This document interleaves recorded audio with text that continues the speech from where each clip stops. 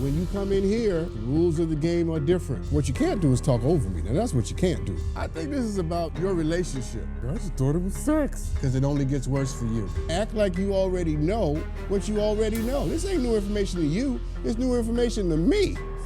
This is why I got up this morning. Today on Judge Dad. I tried to break up with him a couple of times because I did realize, like, I don't feel super good. Like, I don't feel good about myself, about what I'm doing, and he's constantly putting me down. Why were you waiting out in front of her house, Mr. West? I wanted to talk to her, so I was waiting in front of her house one night, hoping to catch a glimpse of her so that we could talk this out. What deductions did you make that would give you the impression that if I'm not talking to you, that I want you to show up at my house? Court is in session. Dr. Sean McMillan presiding. Good day, ladies and gentlemen. So we have plaintiff Debbie Antoine suing the defendant Adam West in the amount of $500 for 2 slashed tires. Miss Debbie, we'll start with you since you are the plaintiff. Tell me what I need to know to make a decision today. Hello there, Your Honor. I am suing Adam, the plaintiff, for $500 because I had 2 of my tires slashed, and I do believe that it was him. He's my ex-boyfriend. I tried to break up with him a couple of times because I did realize, like, I don't feel super good. Like, I don't feel good about myself, about what I'm doing, and he's constantly putting me down. But every time that he did, like, I tried to break up with him, he would say things like, I'm so sorry, you know, I'll never do those things again. I love you so much. I can't live without you. And so I give him another chance. You know, I'm a really kind person. I just want people to, I see the best in people. I really do. And so when somebody, you know, says they're sorry, I'm willing to give them that chance. Eventually, though, it got to be too much, and it started with the introduction of a good friend of mine, Julie. I met her through the sporting goods store. She came in to buy some things, and, you know, I thought maybe a female friend would be good. She was really nice, and so I started inviting her over. And, you know, at first, Adam was, like, kind of wary about it. I could tell he didn't super like it, but he was chill. He found out that she was a lesbian, and then he got super defensive, decided to, like, cut me off from her. I didn't really agree with him. I thought that he was kind of making things up. He was just having trust issues.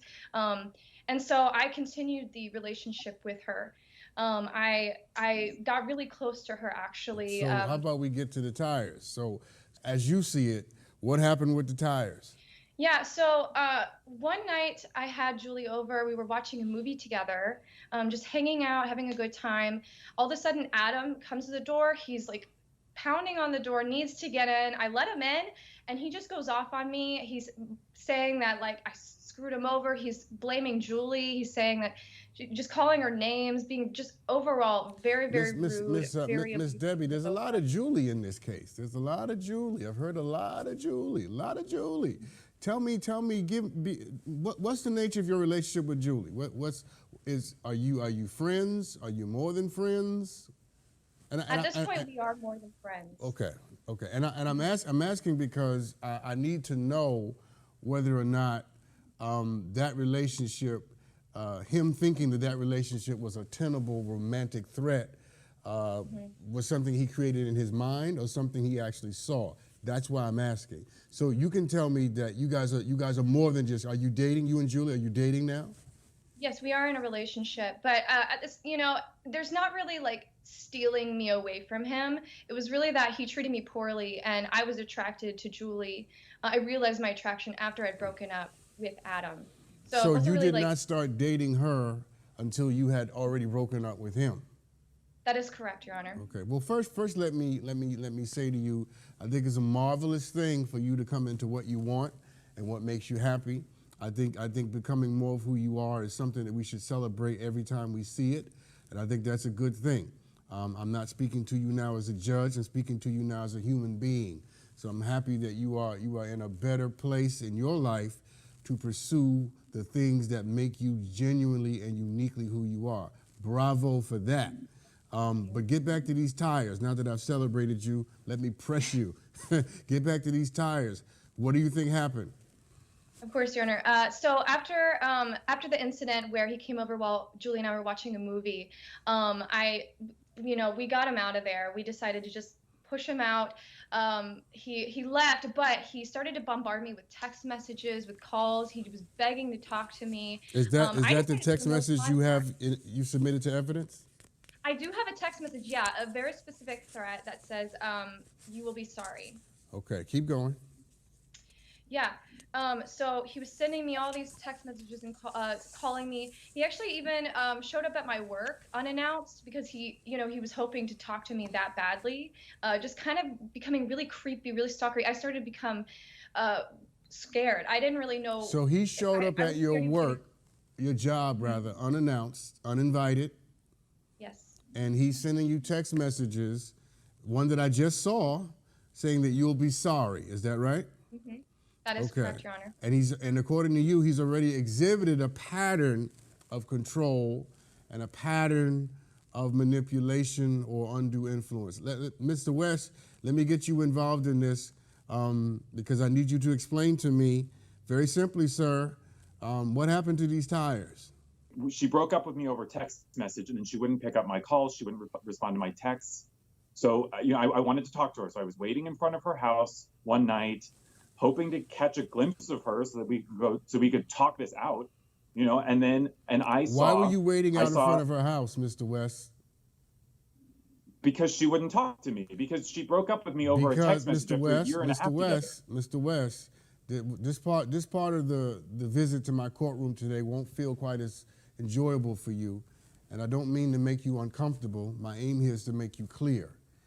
When someone is not talking to you, not responding to you, in most cases, that's not an invitation to show up at their house. Miss Julie, what are your personal feelings or thoughts about Mr. West?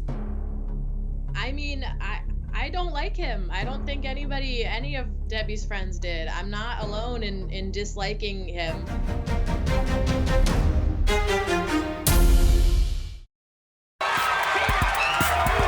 You are the foul. Get off my stage.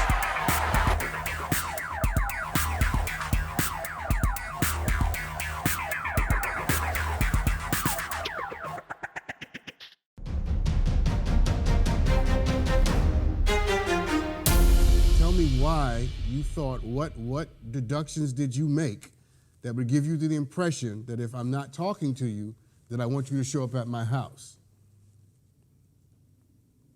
Look, I realized that she didn't want me to show up at her house. So why did you do it?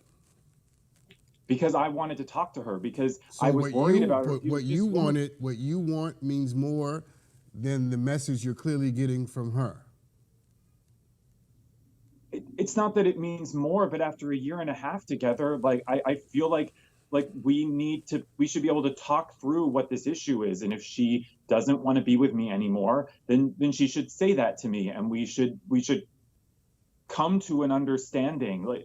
Mr. West, you're absolutely right. You're absolutely right. That conversation should happen, and I think that's a very mature expectation. What is immature is you thinking it should happen on your terms when you want it to happen. Conversations happen because two people are involved in them, and both of them give their active and willing consent to the timing and the manner and the place of that conversation. Your expectations are in the right place. It's how you seek to manifest those expectations that's making me a little uncomfortable, because I'm noticing a pattern, not just in your behavior, but in your logic. Let's get squarely to the tie. So you're out in front of her house waiting for her, right? Yes. Now, according to Ms. Debbie, Ms. Debbie, correct me if I'm wrong, there's a confrontation the night the tires get slashed, is that right? It was not the night of. It was a week after I got the text message, which was after the initial confrontation. Okay. So just give it to me again. The confrontation happens before or after the tires? The confrontation was before, Your Honor. Before, okay.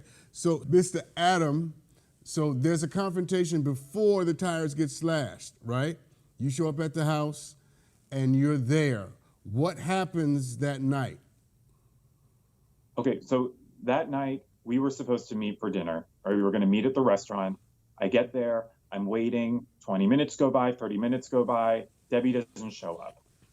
I start texting her, I try calling, I want to know where she is, I want to make sure that she's okay.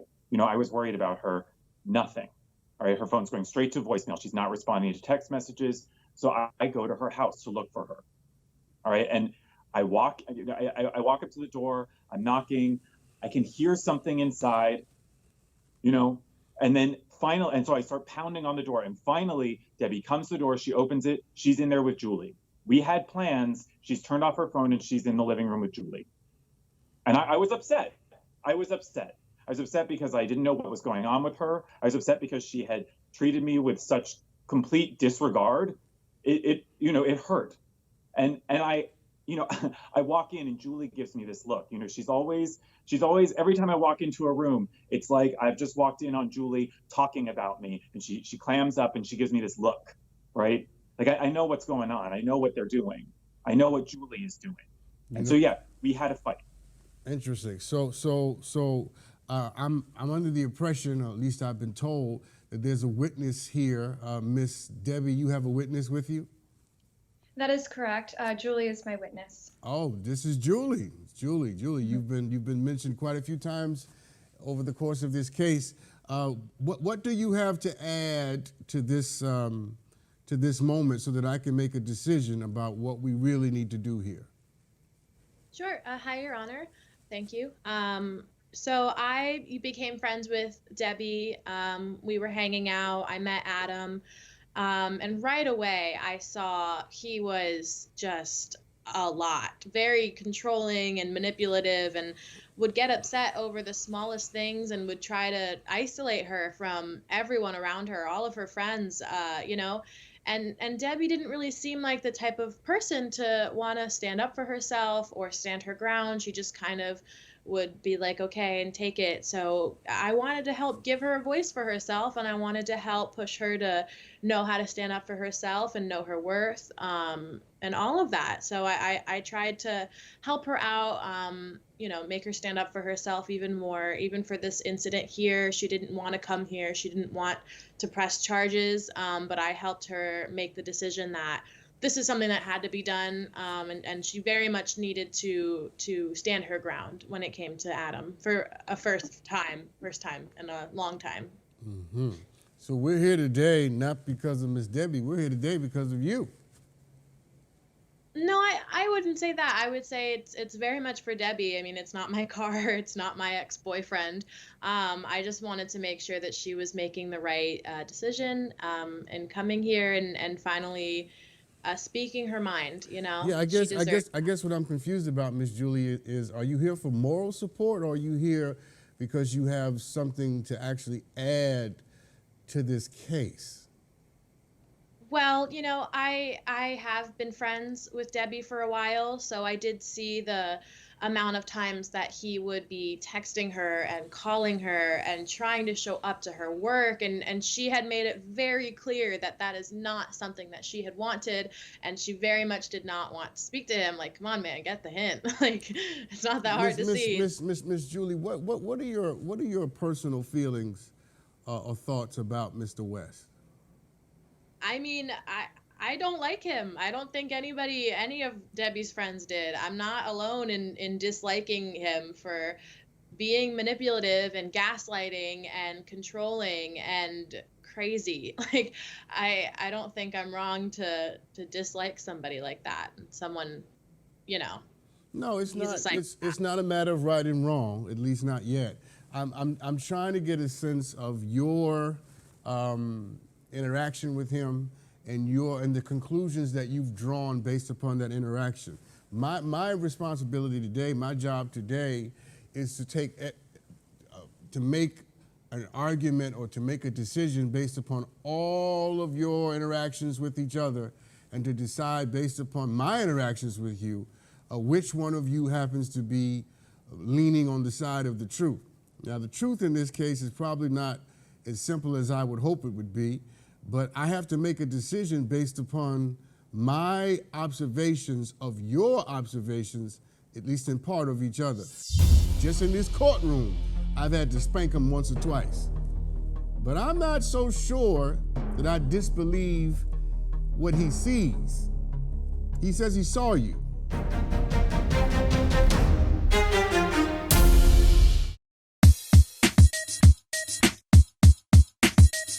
I am ordering you to heal. That's called a mama with a soft heart. son. I'm gonna talk to you as a dad for a second.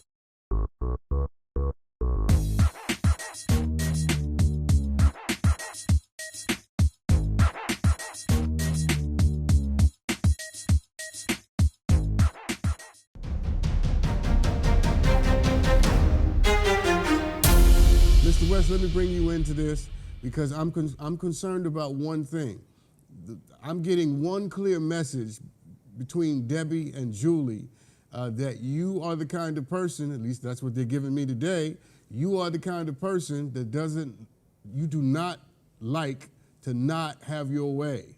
You like to have your way, and you like to have people responding to you on your terms. You pretty much said as much to me in the beginning of the case. I think everyone wants to have things on their terms. Everyone wants to have their way. I think that's just me being a person, right? I care about her.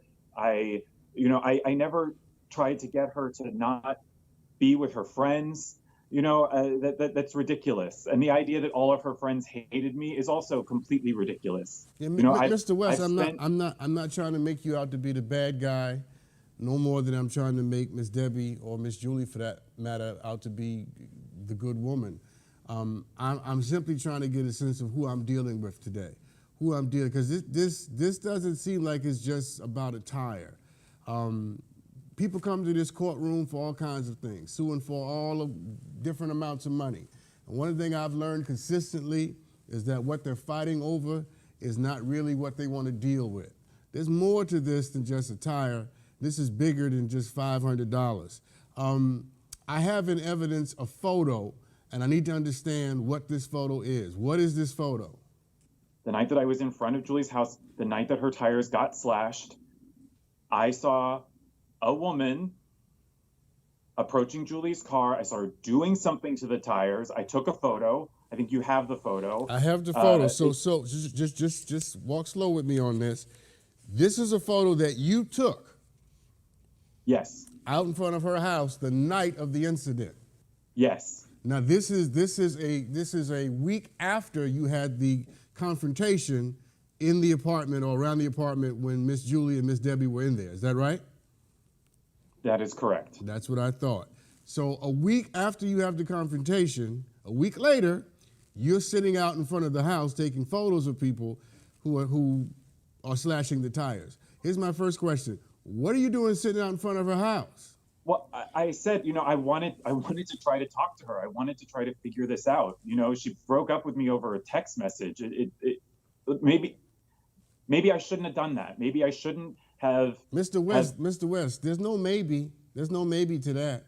There is no maybe. No. That's stalking. That's not just stalking. That's creepy. You sitting out in front of somebody's house? Don't do that. No, sir. No. Don't do that. Look at me. Don't ever do that again. Don't do that. I don't even know of another way to say it. Stop doing that. That's not helping your case. That's not helping your case because I'm not done talking because you done got me talking now. Now I'm ready to talk. Because you're taking photos of people, bringing them into court as evidence while you get the photo by doing something that's borderline criminal.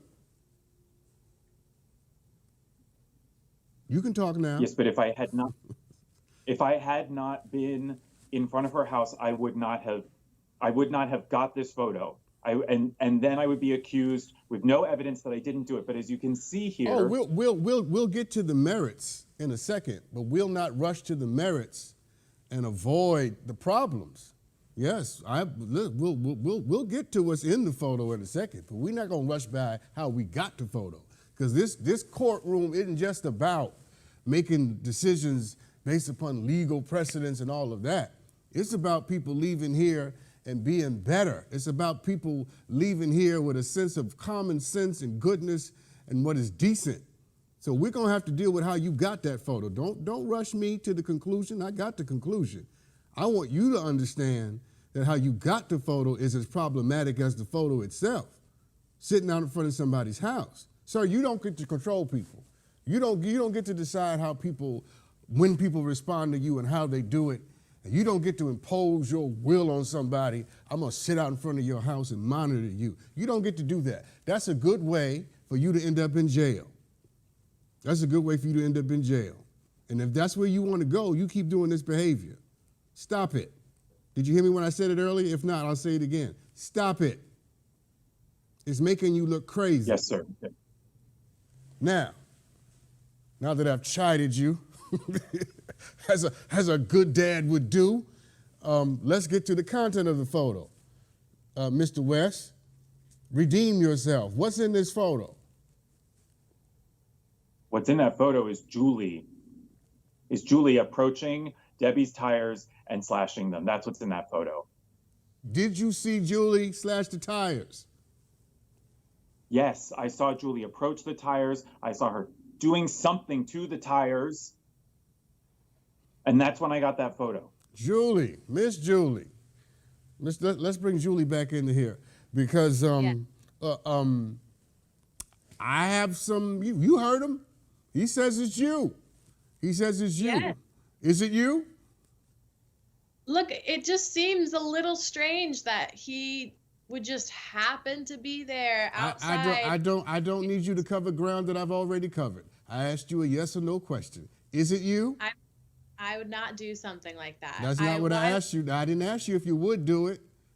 I didn't ask you that. You're answering questions I didn't ask, which makes me think that you don't want to answer the question I'm asking. Did you do it? No, I wouldn't do something like that. I did not do something like that. And it's very... In my line of work, Miss Julie, when it takes 2 passes to work up the courage to answer the question, it's usually a good indication that I'm not getting the truth.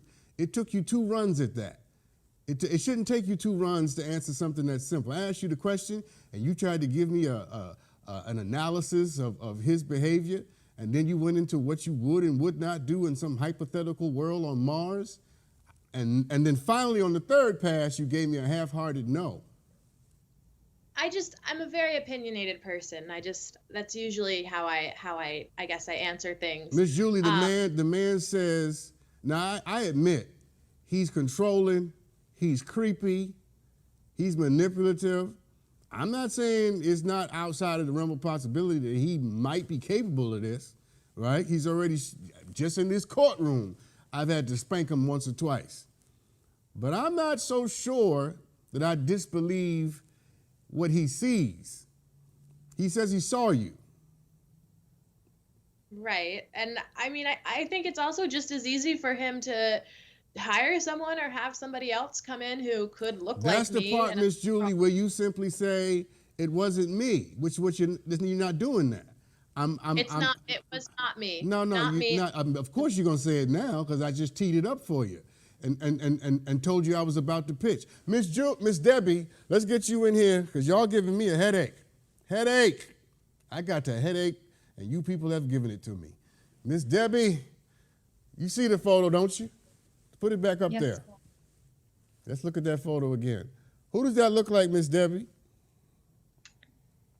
I mean, it could be somebody hired, like Julie said. Does it look like Mr. Adam West? Yes or no? Honest, yes or no? No, it does not look like Adam. It does not look like Adam. So we admit in court that does not look like Adam. I agree with you. That does not look like Adam. It's hard to see, but it doesn't look like him. All right, so we got that. That's an important moment we just had together, you and I, Miss Debbie. Seems like you want to say something else. Are you sure? I mean, I guess being in the court today, I'm also a little overwhelmed just by the response of Julie. I'm not really sure who to trust anymore. So it is a little difficult. Tell me why right you now. feel that way. Because you let me ask and answer my own question. Is it because you had a sense of what I observed, the difficulty in answering a yes or no question? Yeah, because she is very straightforward, and so that was kind of a weird thing to see, just not to be able to be straightforward about that question. In this courtroom, people tell on themselves. And you tell on yourself not just by what you say, but also about how you say it and your unwillingness to be simple and clear. There's a dignity to simplicity.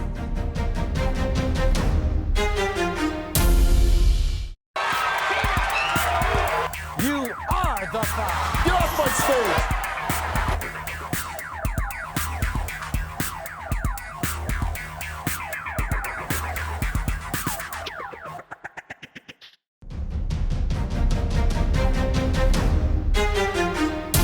I think that you would do well to consider, first of all, you would do well to choose better people. How about we start there? You're probably right. Yeah. Yeah. How about you choose people in your life who don't want to control you, who don't need to prod you to come to court, who won't stalk you and follow you around and sit out front of your house and take helpful pictures of people slashing your tires. How about this? How about you spend a little season just being, taking care of yourself, being good to yourself?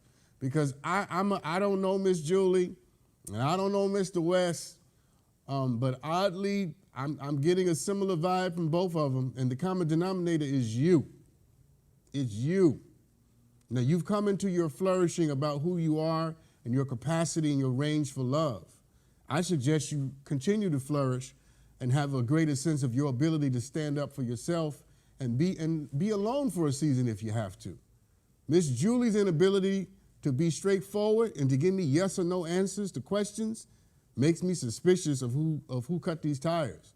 Because I could totally see Adam West slashing these tires, and I can totally see Julie wanting it to seem as if Adam slashed the tires so that she could cement whatever it is she has with you in a deeper way. I don't know her, but I could totally see her being capable of it. And here's how I have that inclination, because in this courtroom, people tell on themselves. And you tell on yourself not just by what you say, but also by how you say it and your unwillingness to be simple and clear. There's a dignity to simplicity. And Julie didn't give me that. She gave me rationalizations, philosophical renderings, none of which a person who hasn't done something gives me when I ask him a direct question. For example, Miss Debbie, do you at this point in this case do you still believe that Adam West sliced these tires? It's definitely difficult for me to admit. I'm still really frustrated by everything he did, but just based on what I've seen, I don't know if I do believe that he did anymore. Listen, you're an honorable young lady. You're an honorable young lady. And you're honorable because you're admitting that in open court. You're admitting, and you have more honor than the people who are here with you. You're going to do well. You're going to be fine. You just got to believe and trust in yourself a little more. And so this is what we're going to do. I cannot, based upon what you just said, I cannot award to you $500 for these tires, because both of us, both me and you, don't necessarily believe that Mr. West is the one who's guilty of this. I don't have evidence that your witness was involved in this, but I wish you'd be on if she did. But I have a sneaky suspicion. Mr. West, normally in the courtroom, you'd walk away clapping and shouting and dancing because there it is. The judge decided I didn't do it. No $500. I get to keep my money. And in most courtrooms, you have a great rest of the day. But this is not most courtrooms. This is my courtroom. And in my courtroom, Mr. West, you're not going to have a great rest of the day. Because while you will not pay $500 for these tires, you're going to pay her $200 for being creepy. I need you to feel some pain about doing stupid stuff. You're going to pay her $200 because if you don't stop this behavior now, you're going to end up in jail. And matter of fact, you're going to thank me. You're going to thank me for making you pay this $200 because I'm helping you help yourself and to have accountability for behavior that's going to ruin your life. Now, don't thank me now. Thank me 20 years from now when you're living a better life and you're married and you got kids and grandkids. You'll think back on the judge that saved you by making you pay Miss Debbie $200. That's my decision. After the conclusion of the case, I really took it to heart to give myself some time. Luckily, Adam did give me that space. I have not seen or spoken to Debbie or Julie since court. That was nearly a month ago. I did pay the $200 fine that the judge ordered, although I do think it is ridiculous that I should have to pay $200 for trying to talk to my girlfriend, but Julie gets away scot-free after slashing tires and trying to frame me for it. I confronted Julie about the tires. She got really defensive. She lashed out at me. She called me crazy. Very similar things that I had gone through with Adam. I heard that they broke up, so at least Debbie is safe. That's really all I wanted.